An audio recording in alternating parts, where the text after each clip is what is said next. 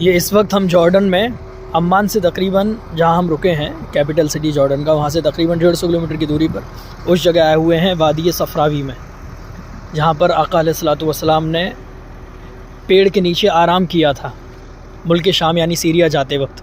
ये चारों तरफ रेगिस्तान, कहीं पर भी एक दरख्त का भी नामो निशान नहीं, हल्की फुल्की जो रेगिस्तानी घास होती है उसका वजूद है बस, बाकी ये हर तरफ रेगिस्तान है। अब सामने हम जो जा रहे हैं वहाँ वो दरख्त आने वाला है जहाँ सरकार अलैहिस्सलातु वस्सलाम ने आराम फरमाया था, और इस दरख्त को तकरीबन 1440 या 1450 साल गुजर गए, अब तक हरा भरा है।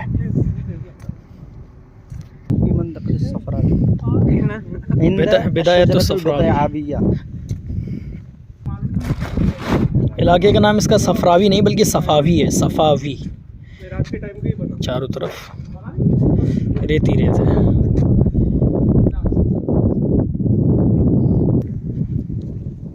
ये उस दरख्त के हम करीब पहुंचने वाले हैं जहां आका अलैहिस्सलाम ने आराम फरमाया था। ये बोर्ड लगा हुआ है जिस पर अरबी में लिखा हुआ है मौक़अ अश-शजरा अल-मुबारका अल्लती इस्तज़ल्ला बिज़िल्लिहा रसूलुल्लाह सल्लल्लाहु अलैहि वसल्लम, the side of the tree of the prophet Muhammad सल्लल्लाहु अलैहि वसल्लम। अभी इसके अंदर हम जाएंगे और सामने शजर मुबारका।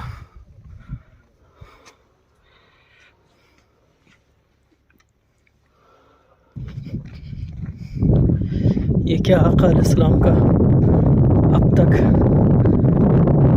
ज़ाहिर होने वाला वो अजीम मौजज़ा, दरख्त पूरा हरा भरा खड़ा हुआ है, आसपास कई किलोमीटर तक ऐसे बड़े बड़े दरख्तों का वजूद नहीं है,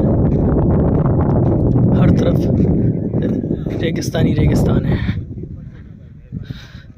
20-20, 25-25 किलोमीटर तक कुछ अता पता नहीं है पेड़ों का।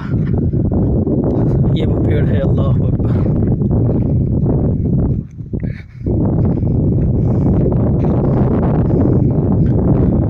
अल्लाहुम्मा सल्ली अला सय्यिदिना व मौलाना मुहम्मद व अला आलिहि व सहबिहि अजमईन।